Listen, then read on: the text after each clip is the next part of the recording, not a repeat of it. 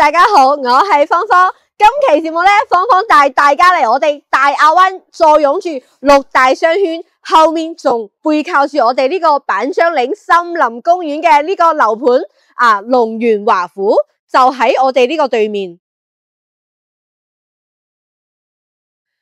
咁芳芳而家咧就嚟到咗我哋呢個板樟嶺嘅森林公園嘅呢個棧道嘅中間呢度。咁芳芳首先咧先同大家介紹下龍源華府咧，而家最低價單咧係8300蚊。咁如果你想揀好啲嘅樓層嘅話咧，都有9300蚊左右嘅。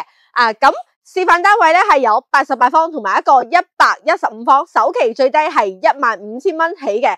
咁芳芳咧現時嚟到咗我哋呢個板樟嶺嘅森林公園，先帶大家了解下。咁呢個板樟嶺森林公園咧，佢整體嘅面積咧係有70萬方嘅。咁同埋咧係政府投入咗2個億去打造噶。佢裏面除咗有我哋呢個觀景橋之外咧，上面咧有2塊好大嘅陽光草坪。咁同埋咧今日咧係星期日，所以可以睇到有好多朋友仔喺上面野餐同埋拍照打卡噶。咁中間咧，佢仲有一條私家登山路，係可以直接上我哋山嘅山上嘅。咁如果你喺龍源華府呢度住咧，我哋後面有個門可以直接入嚟呢度。到時候咧，你買完餸仲可以順便行個山。我哋而家再望翻啦，佢除咗有山之外咧，佢嘅下面呢度咧仲有呢個湖泊嘅。前面嗰度咧仲有一條橋。橋嘅前面仲有一個好細嘅一個湖泊。咁芳芳而家事不宜遲，就帶大家去睇下我哋呢個龍源華府。咁芳芳現時咧就嚟到咗我哋呢個龍源華府嘅內園呢度啦。咁首先可以睇到佢呢個樓盤咧係半圍合式嘅建築嘅，所以佢中間咧係冇起樓噶。咁同埋佢側邊呢度都係空嘅，都係冇起樓嘅，所以咧佢嘅光線採光都會比較好，同埋佢嘅隱私性都會比較好嘅，就唔會俾前面啲樓遮住啦。咁再睇翻啦，佢呢一塊地嘅位置咧係非常好噶。咁呢度咧係我哋大門位啦。咁大門嘅前面咧就係我哋6大商圈，買嘢非常方便。正對面咧就係我哋新會城嘅一個購物廣場。咁再睇翻佢背面咧係靠住我哋呢個板樟嶺嘅森林公園嘅，所以我哋呢度嘅空氣環境咧都非常清新噶。咁再睇翻佢呢個內園咧，佢嘅密度係好低嘅，所以咧你睇佢前面呢度咧有一塊好大嘅陽光草坪啦。咁中間仲有一塊陽光草坪嘅，佢加埋嘅話咧，陽光草坪都有6塊噶。咁再睇翻啦，我哋呢度中間咧佢係有個中庭嘅廣場嘅。咁如果平時咧你想同朋友喺樓下呢度散步啦，或者係傾偈咧，都係非常方便噶。咁再或者咧呢度可以捉棋都係 OK 嘅。咁再睇翻啦，我哋呢個中庭廣場嘅前面咧就到咗我哋嘅兒童活動中心啦。咁大人有得玩，小朋友都有地方可以玩嘅。裏面咧有秋千啦，有蛇滑梯啦。咁同埋咧有啲小朋友可以攀岩嘅嘢嘅。咁再睇翻前面嗰度咧就係我哋嘅泳池區啦。咁如果你唔想出去游水咧，都可以喺小區樓下游水嘅。咁再睇翻啦，我哋咁多塊陽光草坪咧，你到時候想喺下面養小寵物，帶佢喺呢度跑步都係 OK 噶。而家我哋再睇翻佢整個樓盤咧，總共咧係有11座嘅。而家主要賣緊嘅就係我哋右手邊嘅嗰個9座啦。咁芳芳咧最後會帶大家上去睇下我哋示範單位嘅一個實體景觀嘅。咁芳芳而家咧先帶大家去睇下我哋嘅示範單位先。咁我哋而家嚟到呢個咧係我哋龍源華府3座嘅5樓啦。咁首先我哋而家咧係企喺呢個係我哋嘅公共空間度嘅，可以睇到佢係2 lift 4火噶。佢嘅電梯嘅品牌咧係日立嘅。咁大部分咧商場同埋寫字樓嘅電梯咧都係用日立嘅品牌，因為佢嘅安全係數咧係比較高嘅。然之後咧我哋再睇翻啦，佢前面2套咧係88方，後面2套咧係115方嘅。咁芳芳而家先帶大家去睇下我哋第一個單位88方。咁首先咧，因為龍源華府咧，佢呢個樓盤咧，佢係賣無批嘅。如果你唔想自己搞裝修太麻煩嘅話咧，可以加翻850蚊一個平方，叫龍源華府幫你裝㗎。咁我哋可以再睇下佢裝修部分嘅話咧係有啲咩咧？咁主要咧首先係我哋呢個門啦，係我哋交付標準啦，咁同埋咧都係智能嘅密碼鎖4合一嘅指紋密碼拍卡或者係鎖匙出街可以唔使帶鎖匙㗎。然之後咧佢呢個裝修咧主要咧就係呢個地磚。加埋黑色踢腳線、白色嘅乳膠漆，基礎嘅燈具咧會幫你整好，然之後仲有廚房洗手間嘅嗰啲嘢都係會幫你整好嘅。我哋再睇翻啦，佢入嚟咗之後咧，佢示範單位呢度咧係有個甩位嘅，可以自己整翻個鞋櫃嘅。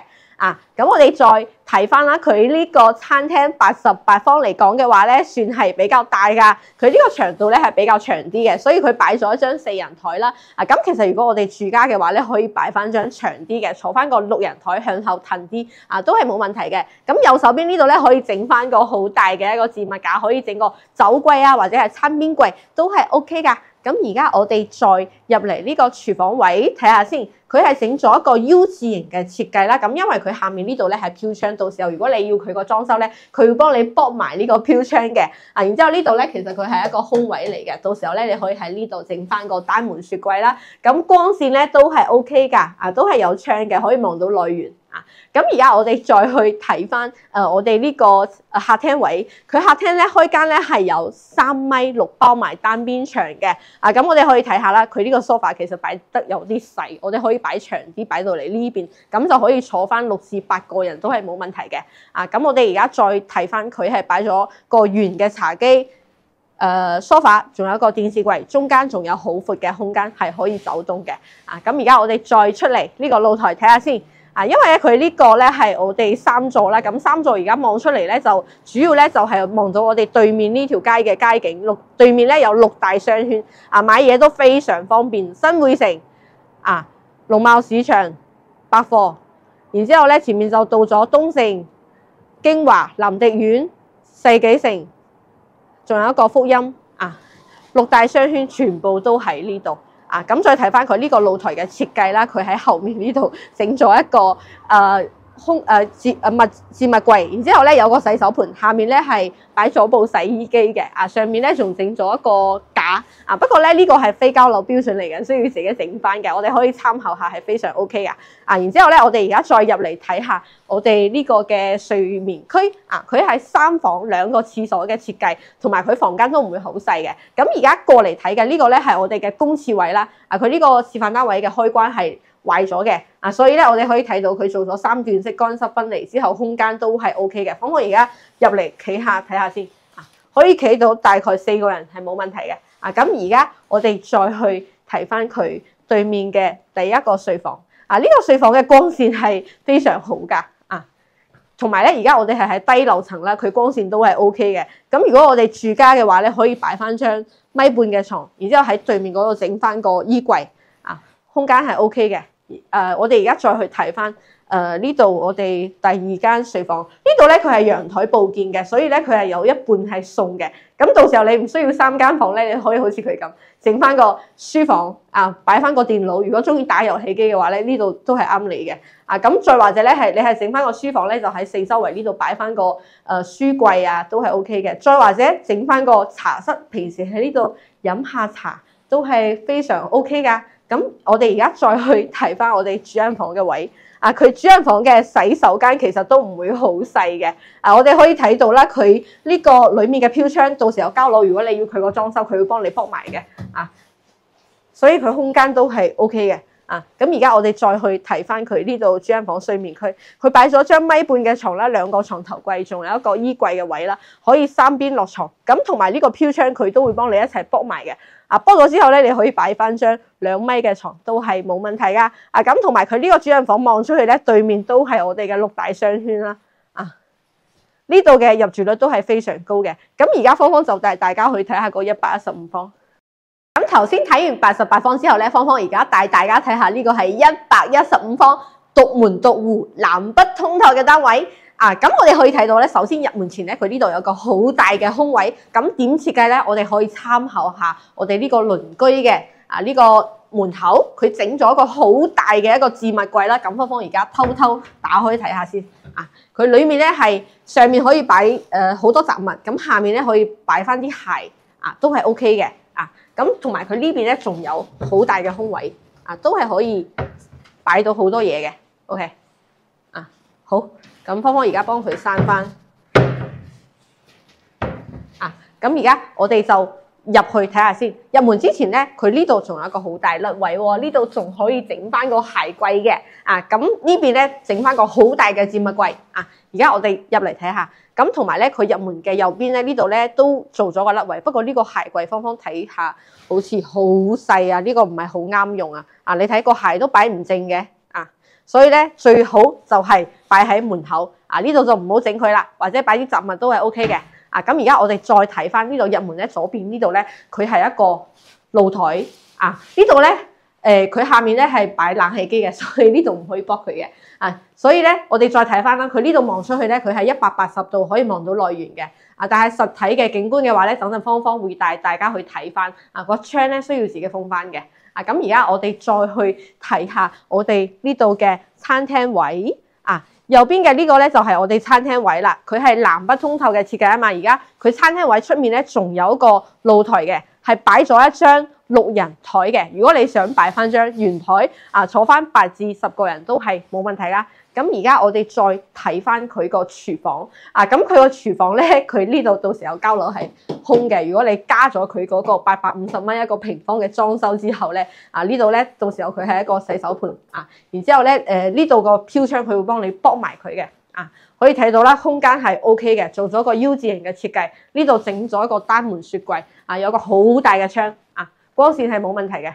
而家我哋再去睇翻我哋對面呢個客廳位。呢個客廳咧，佢係達到咗我哋豪宅嘅標準嘅。開間包單邊牆有4米。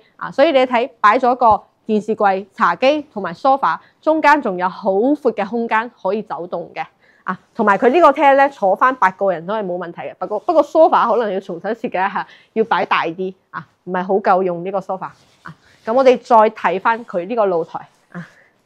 咁而家我哋呢度咧，佢係3座5樓，所以可以望到佢主要就係望內園。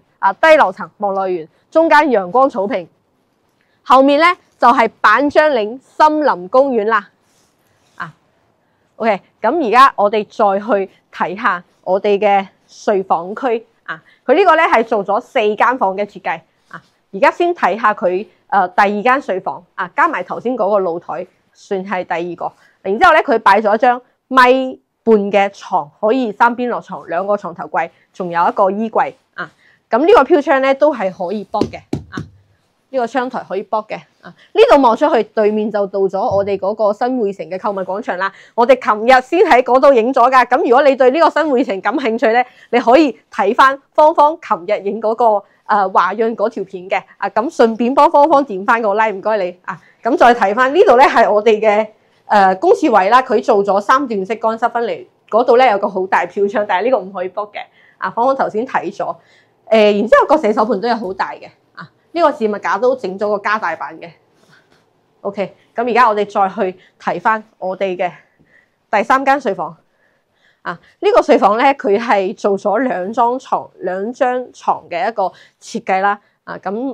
如果屋企冇咁多人嘅話咧，可以擺1張就夠啦。咁呢邊整翻個衣櫃。咁同樣呢個房間都係望內園嘅。咁具體嘅話咧，到時候睇你買邊座啦。景觀都唔一樣嘅。咁而家我哋入嚟呢度咧係我哋主人房嘅位，佢做咗一個衣帽間。但係其實芳芳覺得咧，佢呢度可以整翻個7字形嘅衣帽間，會可以擺到更加多嘅嘢。咁而家我哋再入嚟睇下佢呢個廁所位。佢整咗個好大嘅一個洗手盆。有個空嘅位可以置物。擺咗好多嘢嘅。咁呢個飄窗咧係一定可以駁嘅。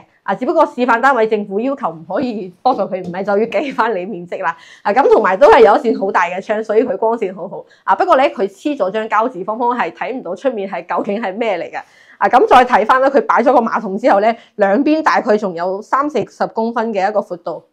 咁而家我哋再去睇翻我哋睡眠區。呢度咧就係我哋睡眠區啊。其實佢呢個主人房好大啊。好長，不過佢呢個床咧其實擺得唔係好大。芳芳睇咗下，長度可能都唔係好夠，可能要加多差唔多10公分左右啦。可以擺翻張大啲嘅1.8米嘅床，然之後個床頭櫃咧唔使整咁大嘅。呢個大概應該有1.5米左右。然之後側邊呢度咧可以整翻個置物櫃啦，或者係書櫃。中意睇書嘅朋友可以喺呢度整翻個書櫃。然之後佢光線都係 OK 嘅。你睇我哋而家咧呢度咧喺3座嘅5樓啊嘛，但係佢光線都係 OK。你睇個太陽咧都照到咗呢個床嘅側邊呢度嘅OK。咁而家咧芳芳就帶大家去睇下我哋嘅實體景觀先。咁頭先咧帶大家睇完咗我哋嘅示範單位啦，咁芳芳而家嚟到呢個咧係我哋9座嘅15樓03單位，呢個咧係115方嘅。咁芳芳帶大家睇下佢呢個嘅實體景觀先。咁首先咧入門嘅第一間房咧，佢就可以望到我哋呢個板張嶺嘅森林公園啦，景色咧係非常靚噶。佢呢個單位咧有3個房間加埋個客廳，同樣都係望到呢個板張嶺嘅森林公園嘅。咁你可以想像下啦，你喺呢度瞓住，然之後咧擘開眼，你就可以見到呢個綠油油嘅一片啦。咁而家咧，我哋再帶大家去睇下我哋呢個客廳先。咁首先咧，我哋 sofa 咧係擺呢邊嘅，對面咧係電視機。咁你喺呢度坐住睇電視嗰陣時咧，你個眼向右邊一望，就可以望到呢個咁靚嘅呢個山景啦。咁芳芳而家出嚟帶大家近距離嘅睇下呢個板張嶺先。今日嘅天氣咧比上次芳芳嚟咧係好咗好多嘅，所以而家咧會望得清楚啲。咁首先咧呢個板張嶺嘅山下咧，佢係有一個好大嘅一個水庫啦。咁中間咧仲有觀景嘅一個棧道啦。咁到咗我哋棧道嘅前面咧，係兩邊有個陽光草坪嘅。咁同埋今日咧係星期日，所以咧樓下咧有好多朋友仔喺呢度野餐或者係搭個帳篷喺呢度玩嘅。上去咧佢有個登山路啦，登山路係可以一直到我哋呢個板張嶺嘅山頂㗎。山頂上面咧佢仲有一個亭，不過我哋呢個位置咧啱啱好遮住咗。咁再睇翻啦，佢呢個景區其實佢係免費嘅，唔收錢㗎嚇。呢個係政府做嘅。咁再睇翻右手邊呢度咧，就係我哋大亞灣嘅城市嘅街景啦，係非常靚㗎。咁同埋咧，我哋呢個山景咧，佢未來永遠都唔會改變嘅。所以咧呢個價錢買翻呢個單位真係好抵㗎。咁我哋而家再睇翻對面呢度咧，就係我哋嘅餐廳位，不過俾呢個樓遮住咗，所以我哋就唔睇啦。咁呢個廚房位嘅窗咧，望出去咧，對面咧就到咗我哋嘅6大商圈。咁而家我哋再睇翻佢第二間睡房。佢呢個睡房咧，比佢第一間睡房要大啲，咁所以咧，你望出去嘅呢個景咧，會更加靚啲，窗口都會大啲嘅。咁到時有交咗樓，你唔想要呢個架都可以拆咗佢，咁就唔會遮住你睇呢個山同埋呢個湖啦。OK， 咁我哋而家再去睇翻我哋嘅露台。呢個露台咧，望出去咧係180度可以望到我哋成個大景㗎。係非常靚嘅，呢度可以整翻個茶室啦。平時喺呢度飲下茶，空氣又好，環境又好，又可以望到我哋嘅街景啦。咁而家再睇翻對面呢度咧，係我哋主人房嘅位啦。主人房望出去咧，前面就到咗我哋6大商圈之一新匯城。落樓咧就有個商場，有超市，隔離咧就係百貨農貿市場。對面咧仲有個筆架山嘅山景，連綿不絕前有靠，中間有水，水係聚財咁而家咧，我哋再帶大家去高樓層睇下先。咁頭先咧帶大家睇完咗我哋嘅15樓嘅115個方嘅單位啦，咁而家芳芳嚟到咗呢個係30樓嘅88，咁點解唔去個15樓咧？因為個15樓嘅88已經買晒啦。芳芳而家咧就帶大家嚟感受下呢個實體嘅景觀先。咁首先咧，我哋呢個露台咧係我哋客廳嘅露台啦。咁望出去咧，遠處咧係可以望到我哋呢個筆架山。咁左邊咧就可以望到我哋大亞灣嘅城市嘅街景。咁下面呢度咧就係我哋嘅好友多百貨超市啦、農貿市場。咁同埋呢個咧係新匯城嘅購物廣場個麥當勞嗰個位。再睇翻啦，近處左下面嘅話咧係可以望到我哋嘅陽光草坪、我哋嘅內園我哋嘅游泳池。咁同埋咧仲有兒童活動中心。右邊嘅話咧係可以望到呢個街景嘅。咁如果你中意望內園嘅話咧，我哋可以揀低層啲嘅。咁我哋上嚟高層咧，主要咧就係俾大家睇清楚啲佢呢個周圍嘅環境。OK， 咁我哋而家再睇翻佢呢度入嚟嘅第一個睡房。呢個睡房咧，因為佢嘅朝向咧係同我哋個廳係一樣嘅，所以咧佢望出去嘅景係差唔多㗎。後面咧係山，前面咧係城市街景，中間就係內園。OK， 咁而家我哋再去同大家講下，呢度咧望出去咧佢係望樓嘅，所以就冇咩好睇啦。我哋再過嚟呢邊睇呢邊咧係我哋主人房你睇呢個光線係 OK 嘅今日其實係冇咩太陽嘅，但係佢都有光可以撐到嚟呢度咁而家我哋可以望到咧，同樣遠處筆架山山景，近處城市街景，樓下內園，右邊城市街景。OK， 咁我哋而家再去睇翻個115嗰個單位。頭先咧，我哋喺15樓睇咗對面呢個係03嘅115方，咁嚟到咗30樓咧，我哋睇咗前面右邊嗰個88方係01單位。咁而家咧，芳芳嚟到咗30樓，帶大家睇下呢個02嘅115方先。咁首先咧入門咗之後咧，我哋第一個睡房，佢同樣都係可以望到我哋呢個山景嘅。只不過咧，我哋會比嗰個對面個03咧會更加靠近內園嘅中間啲都會比較靠近呢個板張嶺嘅山嘅中間啲。咁我哋向呢邊睇下，我哋嚟到咗呢個係我哋嘅客廳位啦。咁你個 sofa 咧係擺呢邊嘅，咁對面咧係擺電視機。咁你喺呢度坐住咧，對面望出去，同樣都可以望到我哋呢個好靚嘅板張嶺嘅呢個山景㗎。咁我而家帶大家嚟睇下呢個露台先。哇，高樓層咧，佢望出去就可以望到我哋大亞灣更加多嘅城市嘅街景啦。咁同埋咧，中間可以睇到呢個好靚綠油油嘅呢個山景，下面咧仲有水庫喎，又可以睇到個私家登山路，同埋有人喺度野餐，兩個好大嘅陽光草坪。咁平時如果你落樓野餐咧，你就唔使執咁多嘢啦，直接行路過去就 OK 啦。咁再睇翻咧，右手邊呢度可以望到更加多嘅城市嘅街景嘅，係好靚㗎。好，咁芳芳而家再帶大家去睇下我哋對面嘅廚房因為佢個餐廳遮住咗，廚房呢度咧係低樓層望內園，高樓層咧都係望樓嘅咁而家我哋再去睇翻佢第二間睡房呢邊喺呢個位置，呢度咧係我哋第二間睡房啦佢會更加靠近我哋板張嶺嘅山嘅左邊呢度所以咧我哋而家望出去咧係睇到個私家登山路嘅，中間咧仲有一個休息嘅亭啦左邊嗰度咧就係可以望到我哋大亞灣嘅城市嘅街景啦。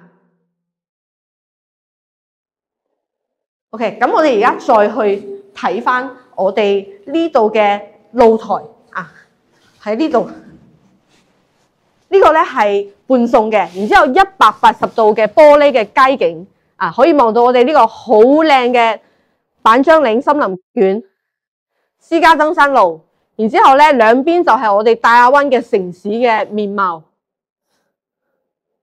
係好靚噶。OK， 咁而家最後咧，我哋再帶大家去睇翻我哋呢個主人房嘅睡房你睇光線非常好日頭曬到咗呢度然之後咧我哋可以睇到啦，佢呢度主要就係望內園嘅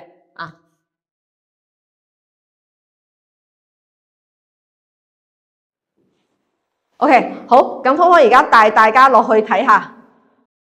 咁芳芳而家咧就嚟到咗我哋龍源華府對面嘅呢個好又多嘅百貨商場嘅樓下啦，係農貿市場嚟嘅咁對面咧就係我哋嘅龍源華府啦，可以睇到後面就係板張嶺森林公園。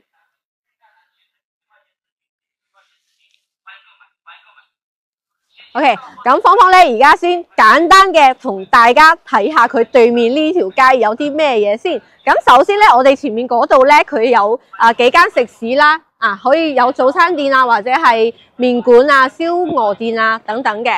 咁中間嘅話咧有上鋪啦，咁呢度咧係我哋農貿百貨市場嘅一個入口。出口呢度咧佢係賣生果嘅，咁裏面咧有百貨鋪有賣糧油批發嘅。咁右手邊嗰度咧，佢就係賣肉、賣蔬菜、賣生鮮蔬果嘅咁再向前行咧，呢度咧係藥房仲有百貨前面咧就有食肆啦，咁仲有好多藥房非法鋪同埋地方嘅特色小食嘅係比較多嘅品種。咁前面就到咗嗰個中盛購物廣場啦。咁中盛購物廣場咧就到咗我哋喺博能騰訊影嘅嗰一期嘅嗰個京華購物廣場嗰度啦。咁芳芳而家咧再講翻我哋龍源華府呢個樓盤咧，佢而家嘅最低嘅價單咧係8300蚊嘅毛坯。咁如果你想揀好啲嘅樓層咧，均價咧9300蚊至9500蚊左右嘅。咁如果你唔想自己裝修咧，想龍源華府幫你裝修，加翻850蚊就可以搞掂啦。龍源華府呢個樓盤咧，前面6大商圈，後面咧有我哋嘅板樟嶺森林公園啦。咁中間嘅話咧，內園都打造得非常靚噶。咁而家嘅單位咧就88方同埋一個115方兩個單位。咁如果你對呢個樓盤感興趣嘅話咧，歡迎撥打芳芳24小時嘅服務熱線啦。咁同埋咧，如果你對惠州其他樓盤感興趣嘅話咧，都可以加翻芳芳嘅 WhatsApp 或者係 WeChat 噶。芳芳係有提供免費嘅接送服務啦。咁同埋咧，買樓唔收團購費，買新房揾芳芳仲有額外優惠添。咁我哋今期嘅節目咧就到呢度啦，我哋下期再見啦，拜拜。